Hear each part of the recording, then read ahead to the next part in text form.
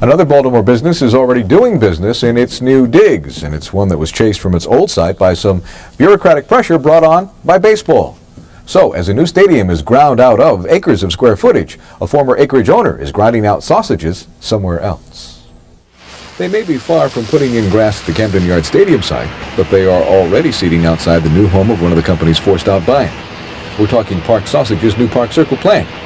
And before you're overcome with curiosity, inside that round outside are simply offices, built around a round and apparently happy hallway.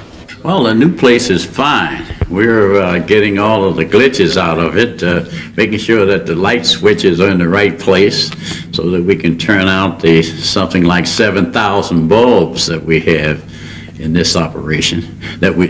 Most of those we didn't have in the other operation.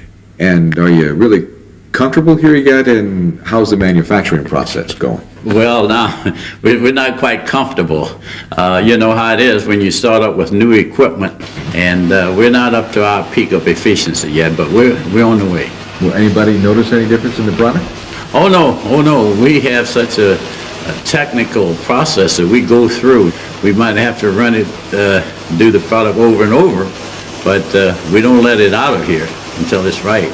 And the people who work the line pretty much concur, if they're not quite comfortable yet, too. Oh, it's nice. It's beautiful. I like it better than the old place. No homesickness? No. I like the other old place, but this is fine. I'm getting adjusted to it. Switching sites is something Parks employees have done before. The sausage maker's been moved at least 3, if not 4 times, but now hopes it's home. Parks moved to Park Circle on March the 5th. The formal official opening for the new plant is next Saturday, April the 28th. It looked like an inferno as natural gas fuels an apartment fire in Hamilton tonight. The fire erupted at the Hamilton Ridge complex in northeast Baltimore just after 7 o'clock tonight. Before the blaze was contained, 22 units had been burned out, 60 people left homeless, and fire investigators left wondering how this suspicious fire began. When a fire is being fed by natural gas, it really gets off and rolling. And when this fire began in the basement of 4812 Hamilton Avenue, people ran for their lives.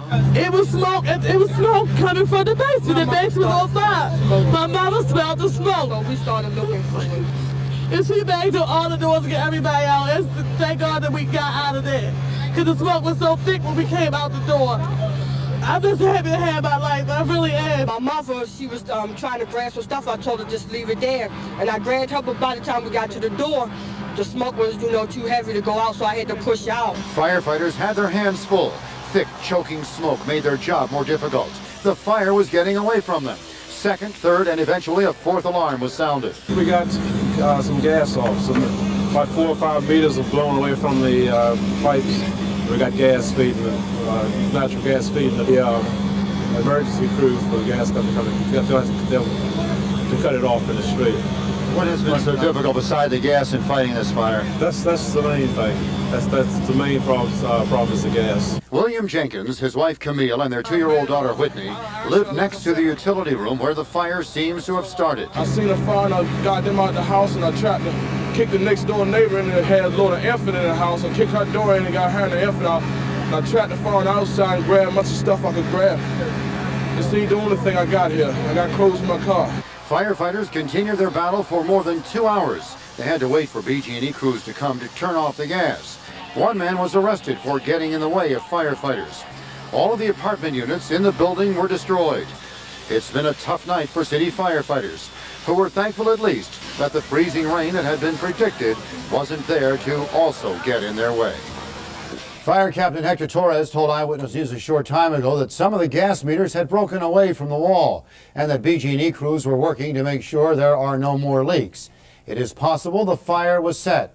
By the way, back in October, a 2-alarm fire destroyed several apartments in the building next to the one that burned tonight. Luckily, despite the incredibly...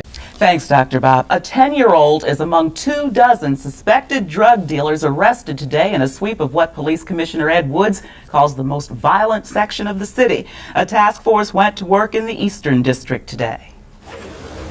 They moved out with precision, hitting 8 houses in East Baltimore, arresting suspects, seizing drugs and money. This has been going on for months. And as you know, the state has the authority to go out throughout the state to work on drug cases. But needless to say, without Baltimore City, the FBI, and the ATF, this would not have been successful. This is, again, a cooperative effort, and I want to emphasize that. One by one, they were brought out, cuffed, and walked to the paddy wagon. Suspects who will be charged with drug violations. The biggest news to come out of today's raids, the arrest of a 10-year-old boy who police say was carrying a gun and plenty of illegal drugs. When you're talking about a 10-year-old, I've been in drug enforcement for 13 years, and that's the youngest child in the gang. And not hand in hand, we know that it's very violent and it's getting younger and so forth, as I've been saying for many years. But when you're talking about 10 years old and he's carrying a handgun and 55 caps of heroin, it certainly is very frustrating and demoralizing when you see him coming at you. City, state, and federal law enforcement officers have been working in the Eastern District since last summer. In terms of crime, and it's the most violent in the city, and that's why this area was selected. We've been anticipating, it's in conjunction with all the federal agencies and the state police, we've been participating in this initiative since August. The raids will continue. Police are committed to arresting as many drug suspects as possible, and not just in the Eastern District, but citywide. State Police Superintendent Larry Tolliver says this is the only way to address violent crime.